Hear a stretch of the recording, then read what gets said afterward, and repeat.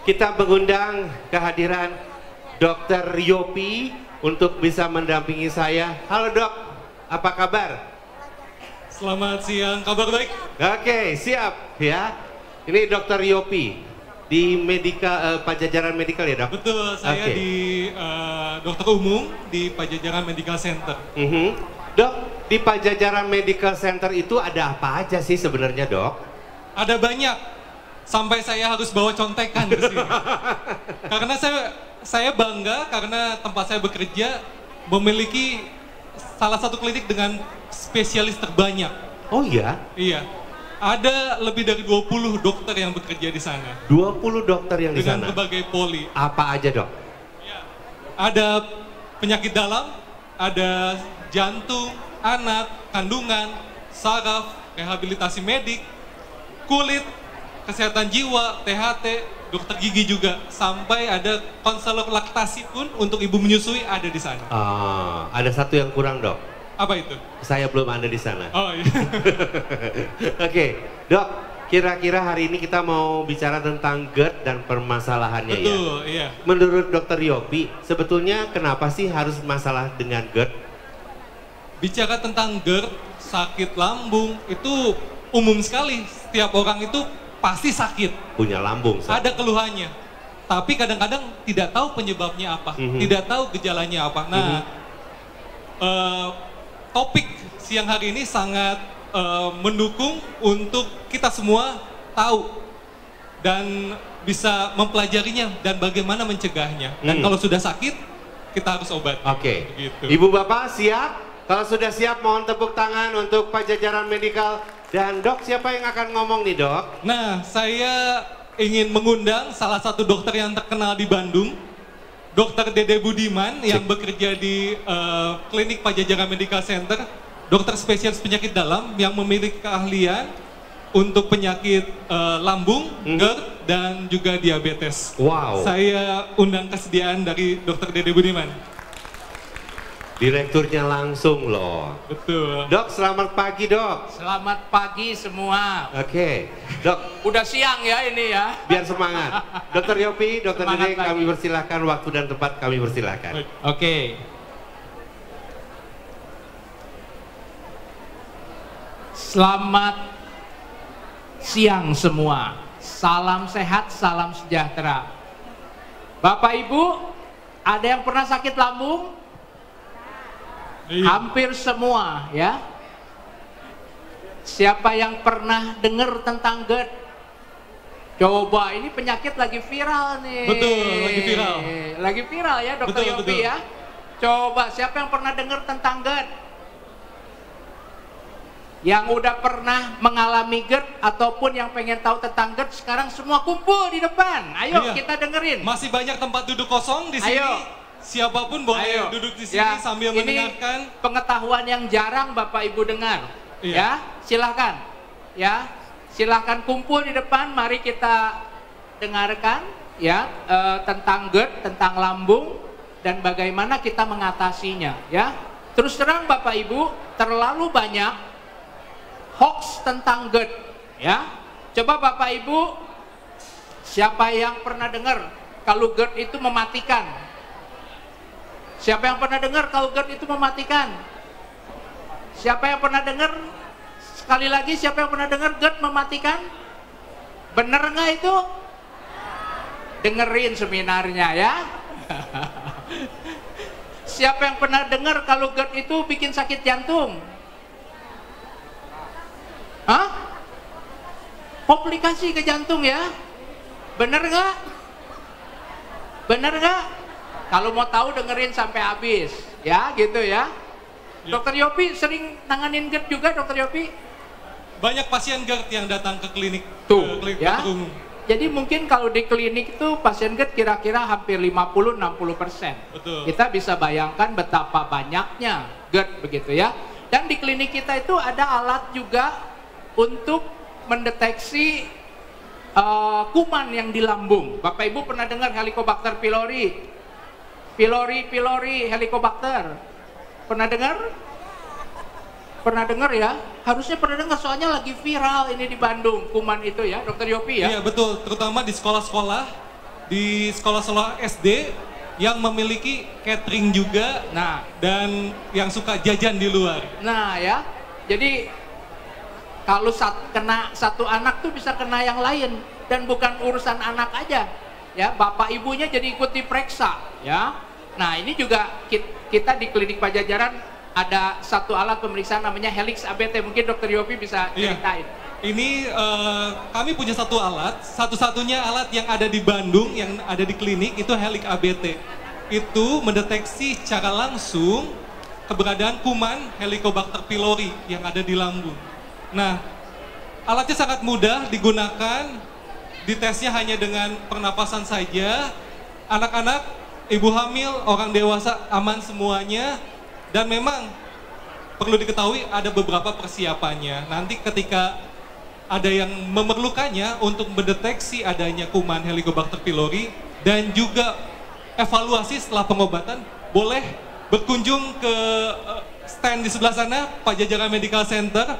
Di sana juga selain dapat informasi tentang fasilitas yang ada di Pajajaran Medical Center, ada pemeriksaan gula gratis, lalu ada pemeriksaan juga kolesterol dan asam urat, dan tentunya bagi seseorang atau bapak ibu yang memiliki sakit gula atau mau mengetahui kondisi gulanya selama 3 bulan ke belakang dengan HbA1c, yaitu hemoglobin yang mengandung glukosa darah, kita ada promonya. Hanya 150.000 saja, boleh dibandingkan di laboratorium lainnya. Kami punya stand yang paling murah, tapi terbatas. Tadi terakhir hanya ada sisa 7. Jadi ya, siapapun boleh nanti berkunjung hanya di ada stand. 7 ya. Jadi HbA1c itu untuk mendeteksi apakah bapak ibu ada diabetes. Ya, itu sudah nanti bisa terdeteksi normal, pradiabetes atau diabetes. Ya, jadi bapak ibu nanti bisa berkunjung. Tinggal 7 lagi ya. Oke, baik. Jadi bapak ibu ini hari terakhir bisa memanfaatkan tes tersebut. Ya, kemudian di Pajajaran juga kita punya dokter yang lagi ngehits di Bandung, yaitu dokter kandungan, ya. Dokter kandungan ini punya inovasi. Coba Dokter Yopi ceritain.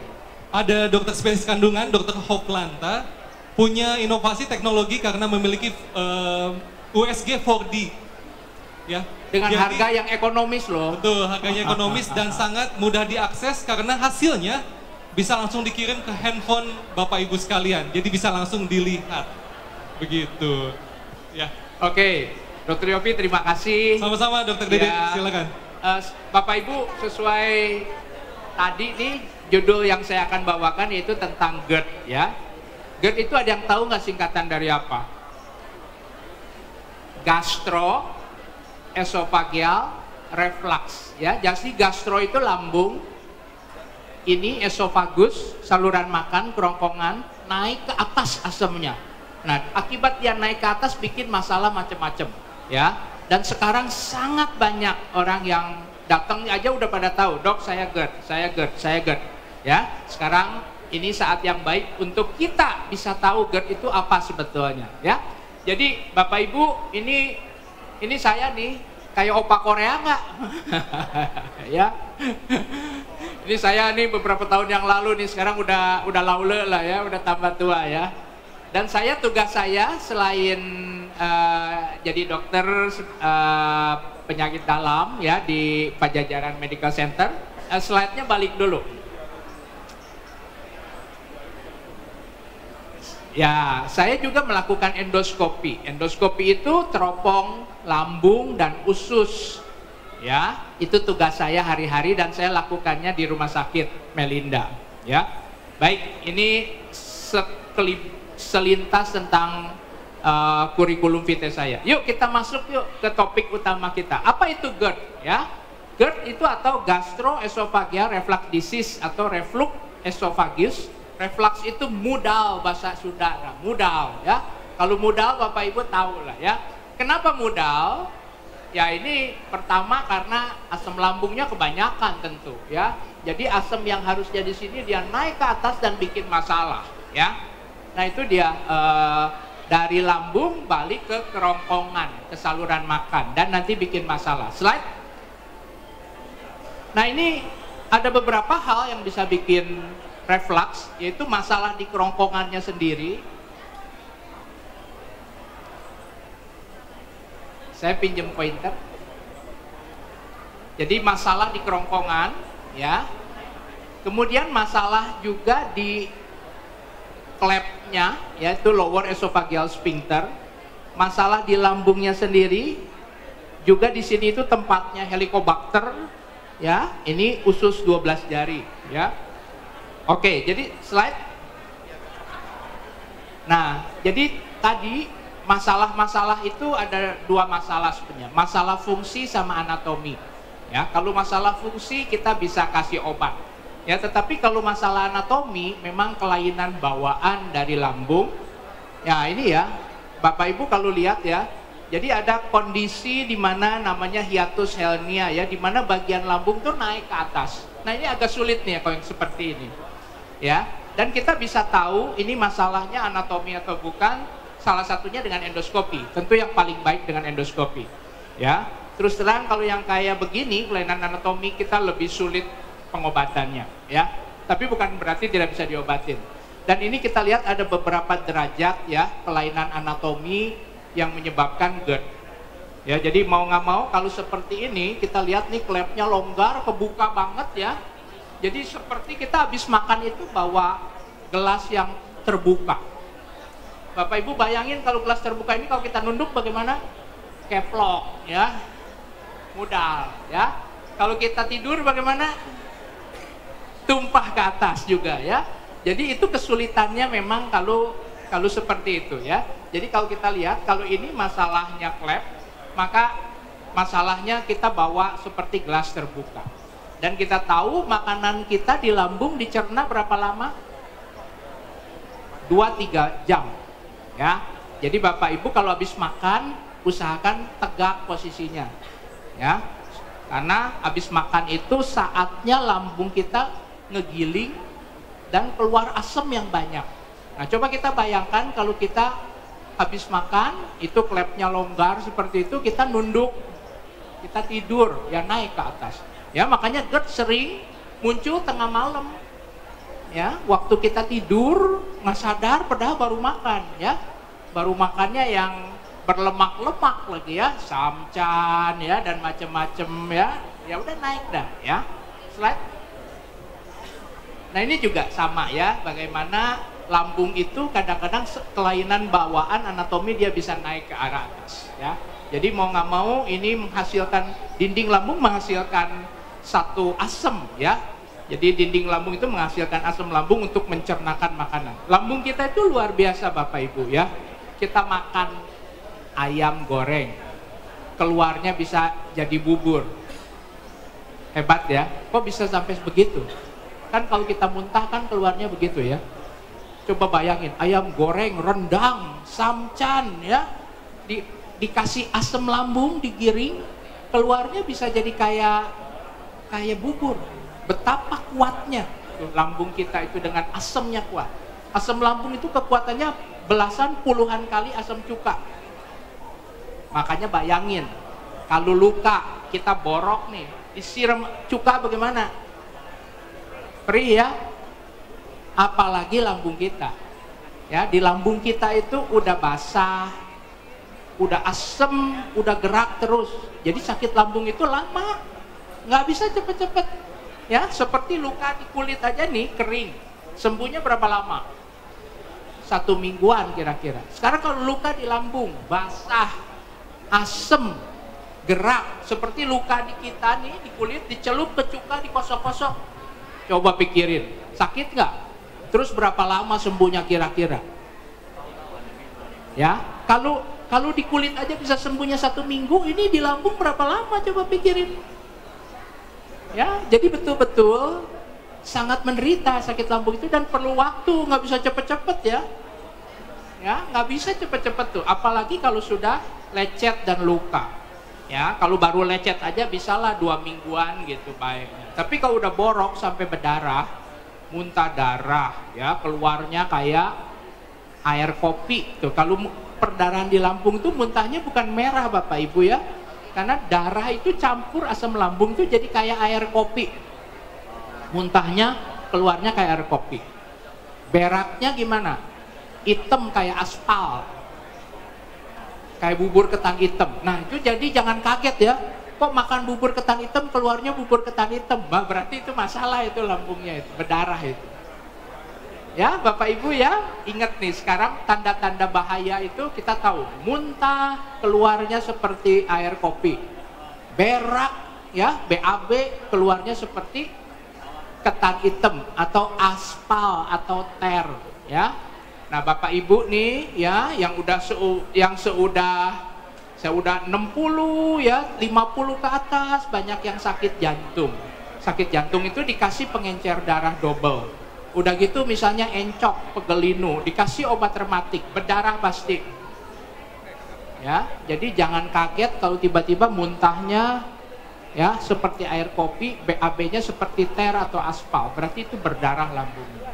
Dan kalau sudah bisa BAB dengan keluar seperti aspal, berarti perdarahan di lambung itu bisa udah banyak tuh, setengah literan. Ya, jadi harus hati-hati itu. Ya, oke. Tapi kita nggak bicarain perdarahan, kita bicarain GERD. Slide. Nah ini gejala umum. Gejala umumnya daripada GERD adalah dua. Yang pertama asemnya naik ke atas, kita rasain ada asam yang naik, terap gitu ya, asemnya sampai naik. Nah itu gejala pertama, namanya reflux atau regurgitasi. Ya, gejala yang kedua akibat asemnya naik, rasa panas di dada. Nah ini yang bikin orang kayak sakit jantung. Ya, maka sering orang GERD ini datang ke UGD dengan keluhan sakit jantung disangkanya, padahal dicek jantungnya normal. GERD adalah penyakit yang suka salah juga sakit jantung, padahal jantungnya normal. Ya, slide. Sorry. Gejala sering terjadi setelah makan, 2-3 jam habis makan. Ya, maka Bapak Ibu habis makan itu usahakan kita tegak. Tegak itu gimana? Duduk tegak, berdiri, jalan tegak, boleh ya. Jangan tidur, jangan bungkuk-bungkuk. Ya, slide. Nah ini GERD ini ada dua jenis keluhan ya. Keluhan yang khas. Keluhan yang khas ini yaitu yang tadi saya bilang, sakit asemnya naik, itu acid regurgitasi atau dada rasa terbakar. Ya, kadang-kadang kalau sudah melukai, waktu nelen kita kayak ada yang ganjel di sini, kayak ada yang ngehalangin di sini ya. Nah itu disfagia namanya ya. Tapi juga punya keluhan yang nggak khas. Nah ini yang GERD itu bisa kemana-mana ya. Kemana-mananya bisa kayak orang sakit THT ya, bisa kayak orang asma ya. Jadi GERD itu macam-macam ya. Slide. Nah ini kita lihat GERD itu bisa menyebabkan batuk yang lama, karena kita tahu ini asam lambung naik ke sini, ini berdekatan dengan saluran napas ya. Jadi sering orang yang batuk lama ya, tidak ada dahak ya, apalagi batuknya habis makan ya, 2-3 jam habis makan, kering batuknya, itu ternyata dari GERD. Ya, udah ke THT, udah ke dokter paru-paru, di ronsen bagus, benar dari GERD. Ya, dan GERD juga bisa menyebabkan serak berkepanjangan. Ya, slide. Nah ini pita suara ya. Jadi akibat dari GERD itu jadi merah, ini kita lihat ya. Dan pita suaranya keganggu, ini yang sebelah sini ini lebih tebal, lebih bengkak ya. Ini pasti yang begini ini serak suaranya dan sering batuk yang kronis ya. Kemarin saya baru endoskopi pasien yang seperti ini ya, jadi batuk nggak baik-baik ya. Dokter THT bilang ini udah ke dokter THT macem-macem ya, kemudian akhirnya ke saya endoskopi kemarin dan ternyata ini seperti begitu ya. Ternyata asam lambung itu bisa menyebabkan yang lain selain dari yang tadi ya, bisa batuk kronis ataupun radang tenggorokan yang kronis ya. Slide.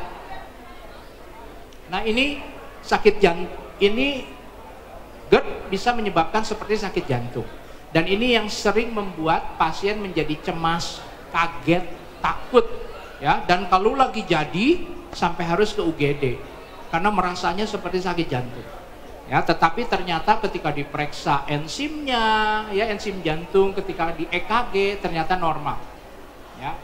Slide. Dan ini yang paling bikin orang takut nih ya, jadi cemas, jadi takut ya. Slide. Nah ini kaitan antara GERD dengan asma ya. Jadi 70% pasien yang asma ya itu ternyata punya GERD. Coba bayangin, banyak ya. Ini salah satu tesis saya pada waktu GERD baru ada ya, baru mulai muncul istilah ini di kedokteran. Tesis saya adalah mengkaitkan asma dengan GERD ya. Ini adalah bahan penelitian saya. Jadi akibat dari asam yang naik itu masuk ke saluran paru-paru mencetuskan asma ya. Tetapi asma juga bisa mencetuskan GERD karena pada waktu sesek ini otot perutnya ikut meres gitu ya. Asamnya juga bisa ikut naik ya. Jadi antara asma dengan GERD itu seperti telur dengan ayam. Slide. Nah, sekarang kalau kita punya GERD, gimana cara mendeteksinya? Ya, slide. Nah, ini Bapak Ibu, silahkan nanti difoto. Terus nanti bikin skor sendiri. Apakah Bapak Ibu punya GERD atau enggak? Ya. Jadi ada 6 pertanyaan. Ya, apakah Bapak Ibu punya GERD atau enggak? Silahkan nanti diuji sendiri ya. Jadi pertanyaan pertama, seberapa sering Anda mengalami perasaan terbakar? Nanti ini gejala dalam seminggu ya, misalnya 0 hari, 1 hari, 2-3 hari, 4-5 hari. Misalnya kasih angka ya, misalnya begitu.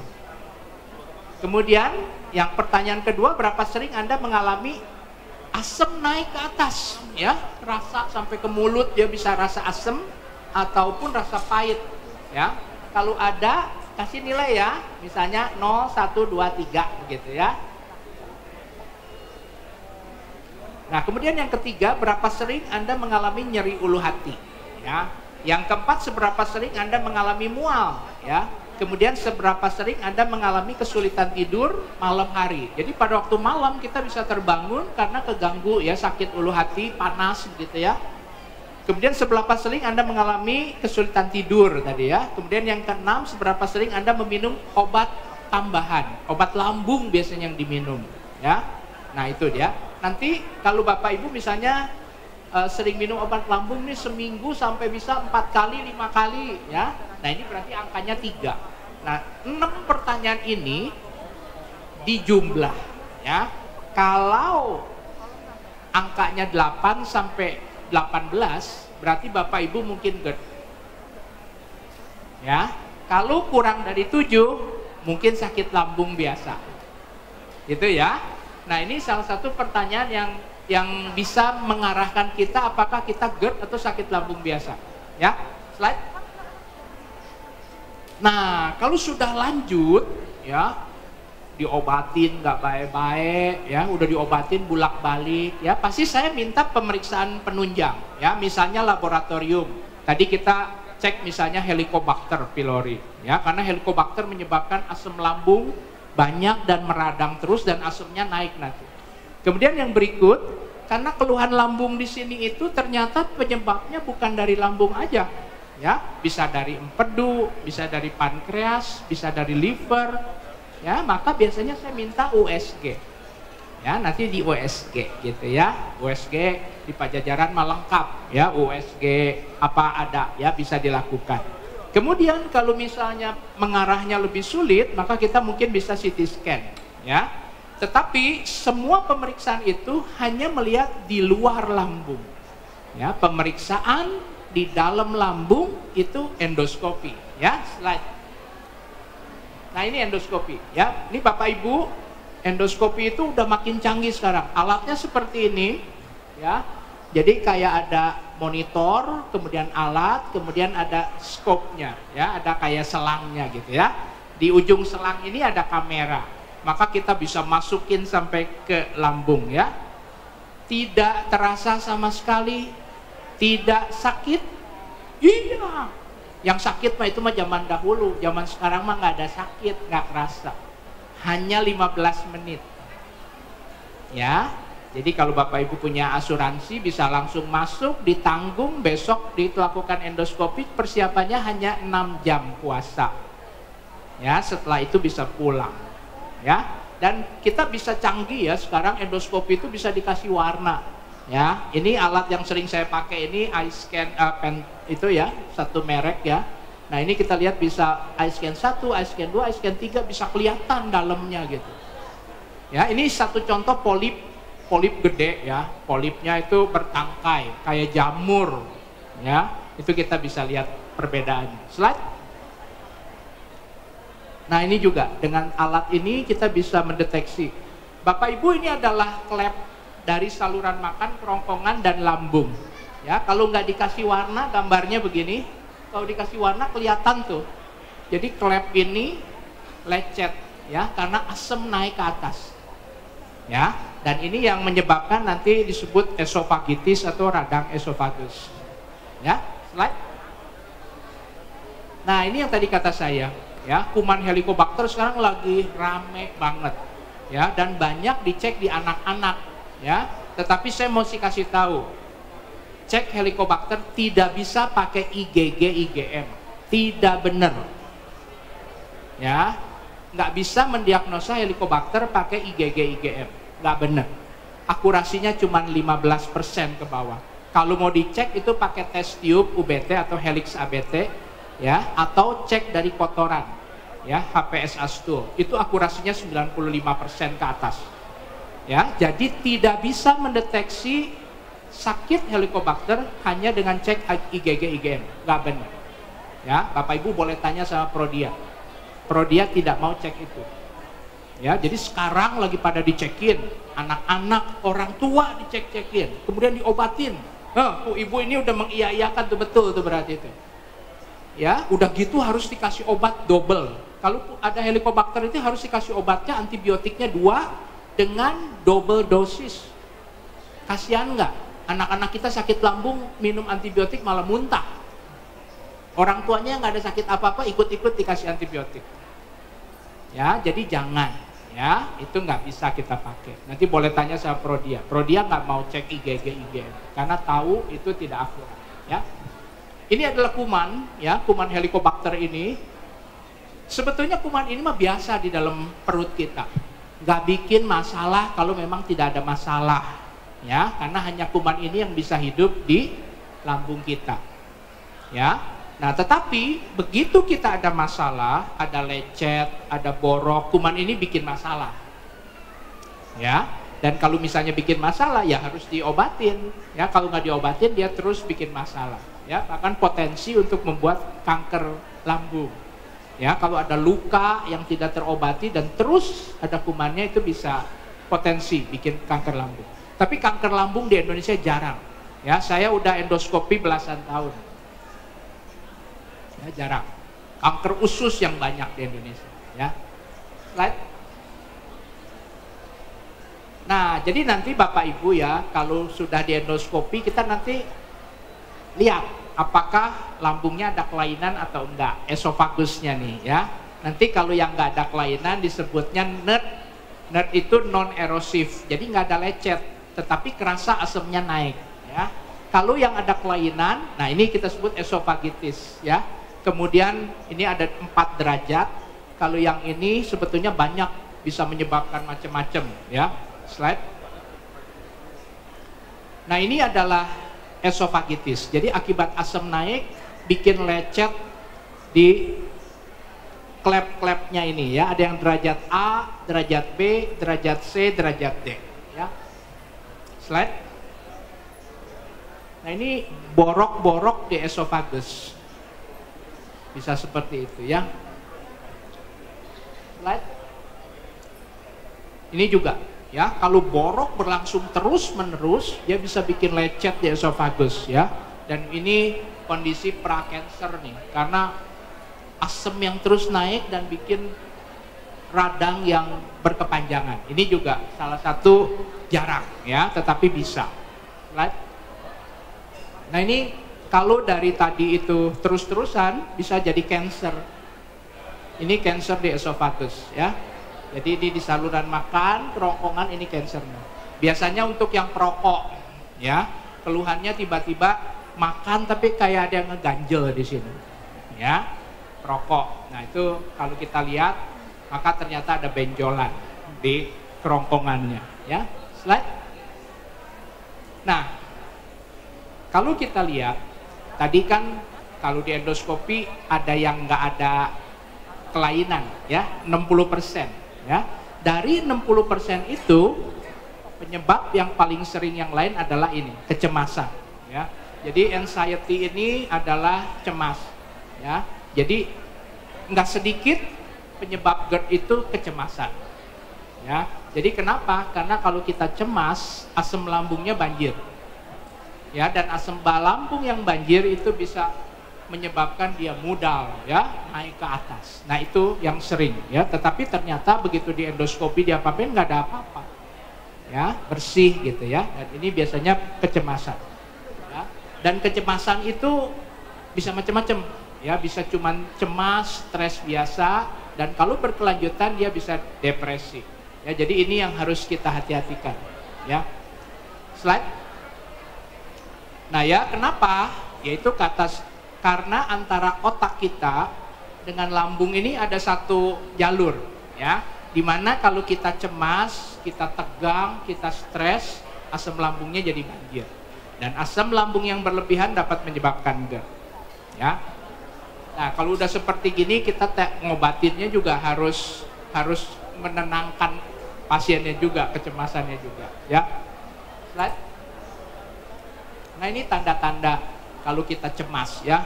Kalau kita cemas bisa otot-ototnya pegel-pegel, ya, sakit lambung, sakit kepala, ya, napas kayak sesek, gitu, ya. Kemudian ini juga bisa berkeringat, ya. Dan ini panic attack juga salah satu variasi dari cemas, ya, di mana pasien bisa ketakutan, ya, pada waktu GERD itu bisa ketakutan, ya. Kemudian dia datang ke rumah sakit dengan dugaan sakit jantung, ya. Padahal kalau dicek jantungnya nggak apa-apa, ya. Dan kalau GERD-nya diobatin jadi baik, ya. Slide. Nah, sekarang kalau kita GERD atau kalau kita mau mencegah GERD, apa yang kita harus lakukan? Pertama, kita merubah pola makan, ya. Hindari makanan yang memperburuk gejala GERD, coklat, alkohol, peppermint. Kita habis makan tuh suka iseng pengen yang pedas-pedas, ya, padahal itu membuat klepnya jadi longgar, ya. Kopi, bawang, lemak, jeruk, tomat, ya. Kemudian hindari makan besar dan usahakan untuk tidak tidur 2-3 jam setelah makan, ya. Jangan tidur 2-3 jam. Kemudian naikkan kepala, ya, 2-3 bantal, ya, supaya kita asemnya tidak naik, ya. Kemudian kalau yang gemuk, turunin berat badan, ya. Orang gemuk sering GERD, ya, karena lemak di perutnya itu menekan, ya. Ibu hamil sering GERD juga, ya. Kemudian kalau yang suka merokok harus hentikan rokok, karena rokok memperlambat pengosongan lambung, makanan yang di lambung, akibatnya asemnya bisa naik. Slide. Dan ini adalah makanan-makanan, ya, yang harus kita hindari: kopi, jus jeruk, tomat, ya, makanan bersoda, coklat, peppermint, ya, kemudian yang berlemak, ya, santan-santan, gorengan, ya, karena ini akan menyebabkan klepnya longgar dan asemnya naik, ya. Slide. Ya, ya, berhenti merokok. Olahraga, ya. Olahraga itu jangan perut isi, ya. Perut kosong Bapak Ibu, ya. Kalau perut isi nggak boleh, ya. Nanti abluk-ablukan, ya. Asemnya, makanannya malah jadi tidak tercerna dengan baik dan makannya bisa naik. Jadi kalau mau olahraga perut kosong atau 3 jam setelah makan, ya. Olahraga sangat baik efeknya, ya, karena olahraga anti stres, anti depresi, ya, kita bisa ngerasa lebih fit, lebih segar, ya. Kemudian posisi duduk tegak, ya. Makanan sedikit-sedikit, jangan langsung banyak, ya. Kunyah makan pelan-pelan, ya. Kemudian hindari makanan-makanan yang menyebabkan tadi sudah disebutkan, ya. Usahakan pakai baju jangan yang sempit-sempit, ya. Kemudian tidur dengan kepala yang terangkat. Kemudian kurangin kopi, ya. Ini kopi itu lagi ngetren sekarang, tetapi nggak semua orang bisa minum kopi, Nggak semua orang cocok minum kopi. Ya, Bapak Ibu rasain kalau habis minum kopi pasti suka nggak enak lambungnya. Ya kalau nggak cocok jangan dipaksain ya. Lebih baik gaya atau lebih baik nggak sakit lambung ya. Mendingan jangan sakit lambung Bapak Ibu ya.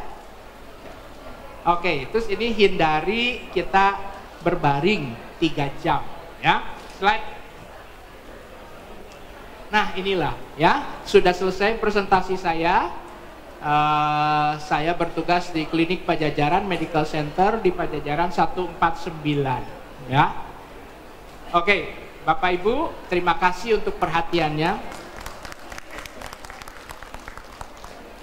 Dokter Yopi bantu saya, Dokter Yopi. Bapak Ibu mungkin silakan. Oke, terima kasih Dokter Dede untuk penjelasannya yang sangat lengkap.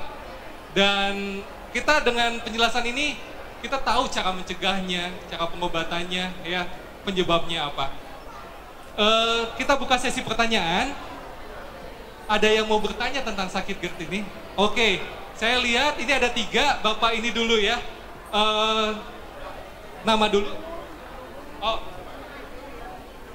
boleh namanya siapa Pak? Perkenalkan, nama saya Jimmy. Pak Jimmy, iya. Pertanyaannya apa Pak Saya Jimmy? mau nanya ke Dokter Dede. Tadi Ya. katanya kalau olahraga perut kosong, apakah nggak jadi masuk angin, Dok? Soalnya Ya. saya kalau olahraga perut kosong nggak ada tenaga, Dok. Oke. Terutama kalau berenang ya. Ya. Kan terutama olahraga air gitu, Dok. Nah kalau tadi kata dokter perut kosong gitu, saya bingung. Apakah mendingan sedikit atau nggak ada gitu? Nah itu pertanyaan saya, Dok. Baik, Ya. terima kasih Pak Jimmy. Apakah olahraga memang harus perut kosong? Tapi kalau perut kosong katanya jadinya nggak Masuk ada angin tenaga. ya? Iya, masuk Oke, angin. Oke. Makasih pertanyaannya Pak. Jadi begini, pertama di kedokteran nggak ada istilah angin. Fung itu di kita nggak ada ya. Tetapi gejalanya ada. Tetapi mungkin kita sebutnya lain ya. Oke, nggak apa-apa. Nah, terus begini. Kalau kita makan, ya makanan itu dicerna oleh lambung 3 jam. Sekarang bayangin, belum beres dicerna, masih ada makanan, kita udah olahraga. Begitu kita olahraga, lambung kita berhenti kerjanya, usus kita berhenti kerjanya. Jadi makanan nanti sisa di lambung nggak turun. Kalau kita olahraga nunduk-nunduk, lompat-lompat, naik nggak? Naik. Ya itu logikanya. Nah, tetapi ada cara yang lain, kita bisa makan yang cepat dicerna. Nah, itu saya setuju kalau gitu, ya. Makan yang cepat dicerna itu misalnya apa? Yang tidak mengandung minyak, santan, susu. Nah, itu tolong jangan kalau mau olahraga. Bapak Ibu misalnya kalau misalnya mau apa? Buat tenaga ya. Kalau mau tenaga nih kita mau olahraga boleh, misalnya pisang. Ya, tetapi jangan deket-deket teuing atuh ya. Sajam we atulah ya, jangan deket-deket teuing atuh ya. Kalau deket-deket teuing tetap nanti nggak kecerna. Ya, jadi selain minyak, santan, susu itu bisa dicerna dengan cepat. Makanya tadi kata saya, kenapa GERD itu jangan makan minyak, santan, susu terlalu banyak. Itu teh perlu enzim berlebih untuk mencernanya. Akibatnya makanannya lambat di lambung, akhirnya asemnya naik, gitu ya. Saya juga senang lari ini sama kayak Dokter Yopi nih, ya. Kalau mau tanding makan pisang dulu, nggak apa-apa, ya. Tetapi jangan terlalu dekat lah, sejam gitu seitunya. Boleh buat tenaga. Pisang itu kalorinya tinggi, ya, gitu ya. Ya, semoga Pak Jimmy sudah menjawab ya. Baik, terima kasih. Mungkin ada pertanyaan lain? Oke. Wah, banyak ibu-ibu nih. Iya, sini. Silakan. Selamat siang, dokter. Selamat siang. Dok, terkait tadi GERD sama kepanikan, kecemasan, saya pernah mengalami. Jadi tiba-tiba ya gitu lah, kayak orang panik gitu. Iya, dok, ya. Udah betul. gitu saya dibawa ke IGD. Di IGD itu diagnosis GERD. Saya tuh bingung, yang betul tuh serangan panik dulu baru GERD atau udah GERD dulu baru serangan panik. Pertanyaan ke-1, dok. Ya. Pertanyaan kedua, apakah GERD bisa terjadi pada anak usia 9 tahun atau di bawah 10 tahun gitu, Dok? Itu aja sih, Dok. Oke, makasih. Terima kasih. Bapak siapa? Pak Heri ya. Pak Heri ya. Pak Heri ya. Nah, Pak Heri ini udah mengalami betapa nggak enaknya, ya, sampai ketakutan itu ya. Saya mah punya pasien ya, ini GERD berulang. Dia lagi nyetir dari Jakarta ke Bandung di tol MBZ. Coba bayangin di atas itu serangan panik, mau berhenti gimana? Tuh, coba bayangin, kan mengerikan kalau kayak begitu. Ya, jadi kalau sudah seperti begitu sering mengganggu, maka biasanya saya konsultasi sama dokter psikiater. Dicari akal permasalahannya. GERD sama panik, sama cemas, itu kayak telur sama ayam. Yang mana yang duluan kadang-kadang kita tidak tahu. Ya, kadang-kadang GERD itu karena dia naik ke atas, ya, dan nggak enak di sini kayak sakit jantung, dia jadi panik tuh. Ya, tetapi kalau kita panik, asam lambungnya banjir. Nah, itu yang kadang-kadang kita sulit. Jadi pokoknya kalau ketemu dua-duanya, saya obatin lambungnya, saya juga konsultasi sama dokter psikiater untuk mengobati dengan terapi. Ya, maka jadi sembuh. Ya, bahkan kadang-kadang pasien-pasien yang GERD ya, itu saya konsultasi, obat lambungnya berhenti. Tuh begitu. Tetapi sayangnya pasien-pasien kita nih udah tahu dia jelas cemas, ya, udah tahu dia jelas depresi, disuruh ke dokter psikiater teh nggak mau. Dok, makanya saya teh kieu cenah, padahal mah ada memangnya dokter psikiater teh buat yang begini semua dan enggak.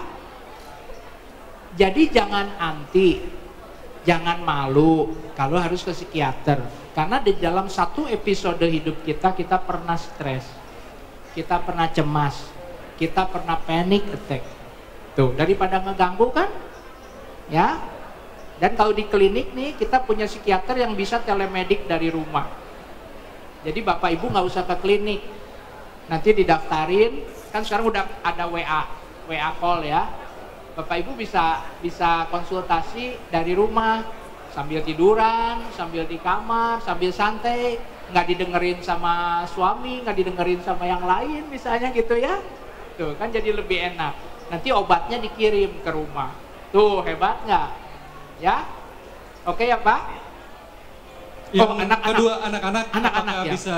Sebetulnya prinsipnya bisa. Kalau kita lihat tadi penyebabnya bisa. Misalnya anak-anak punya kelainan anatomi, ya, sliding hernia atau hernia diafragmatika. Nah itu memang bisa, ya. Atau anak-anak mulai jajan nih, makannya macem-macem, ya. Tetapi sekarang ada anak-anak udah mulai stres gara-gara sekolah, dibully sama teman-temannya, ya.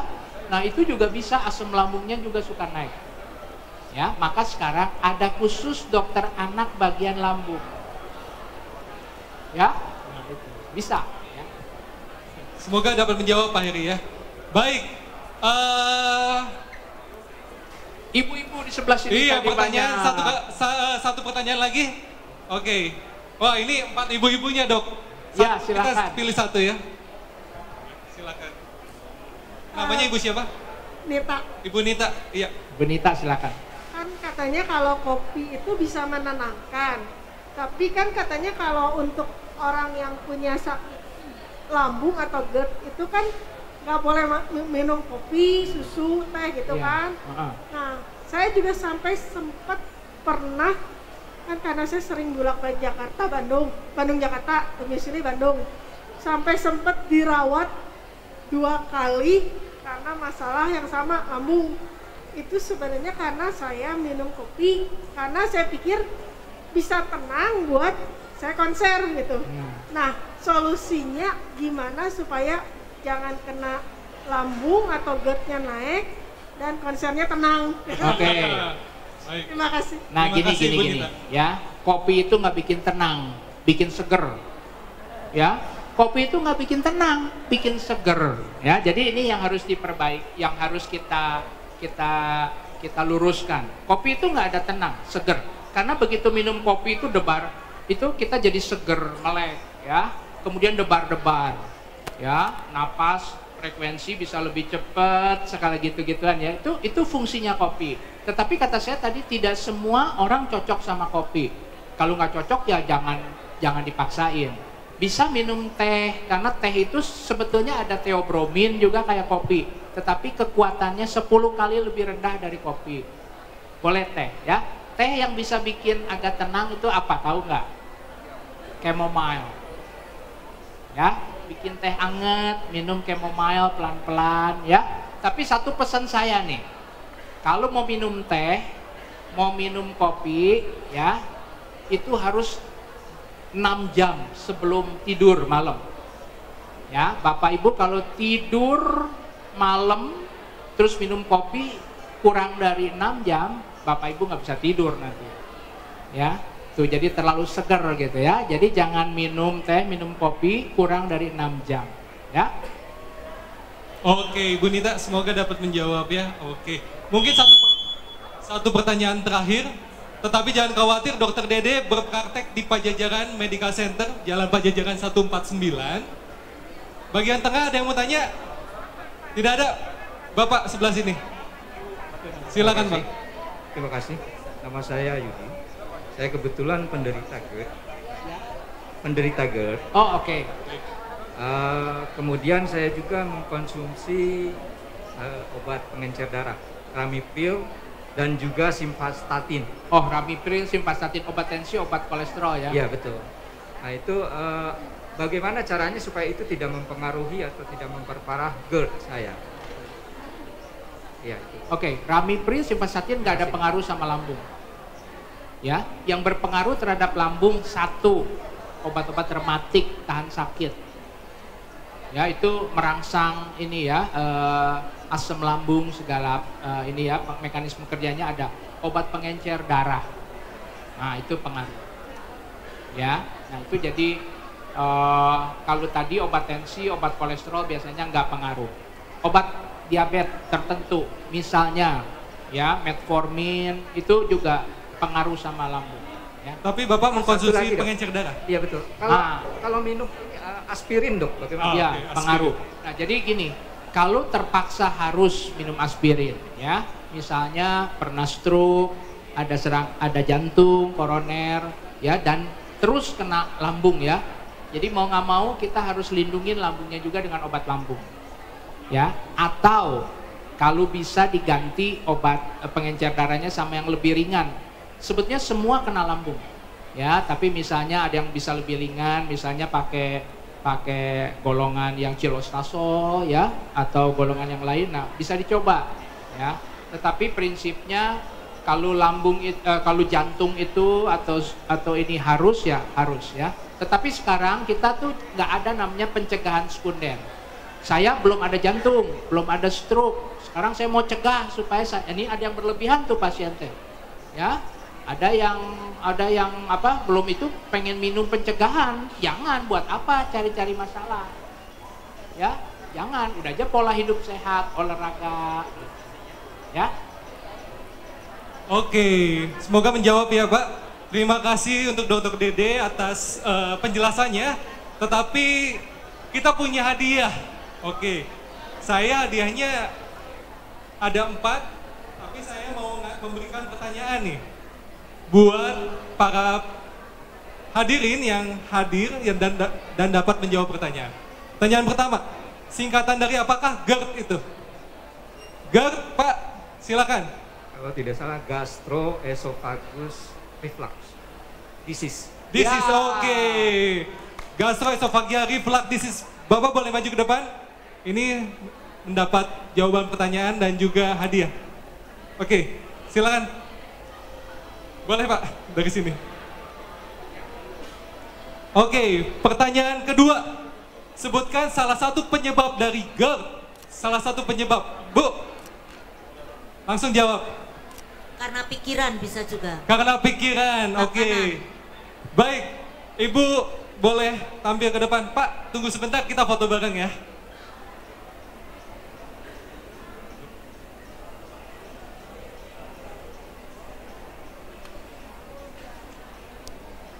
Dengan Ibu siapa?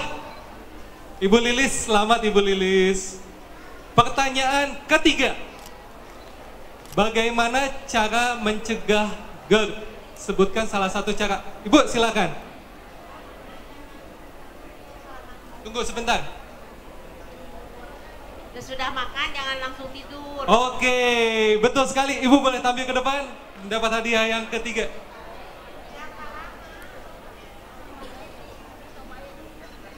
Dengan ibu siapa? Ibu yang, silakan. Oke. Pertanyaan terakhir. Tadi ada pertanyaan nih, bagaimana tentang makan dan olahraga. Tadi dokter Dede sebutkan 3 jenis makanan yang tidak boleh dimakan sebelum olahraga. Pak, silakan Pak. Enggak, Bapak yang duduk lebih duluan, maaf. Jangan makan santan, minyak, susu. Santan, minyak, susu. Ya. Santan, berlemak, dan susu. Boleh maju ke depan. Dapat hadiah ya. Oke.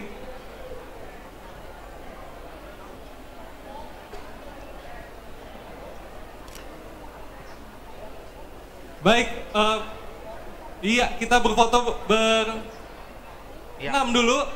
Oke, siap, lihat depan. 1, 2, lagi. 1, 2, terakhir. 1, 2. Baik, terima kasih. Silakan turun kembali. Dr. Dede Budiman, saya ucapkan terima kasih membawakan topik pada siang hari ini. Dan juga jangan lupa buat saudara semua berkunjung ke Pajajaran Medical Center. Mau konsultasi dalam keadaan sehat, silakan. Keadaan sakit juga silakan. Kami siap melayani dengan love, serve, and care. Asik. Baik.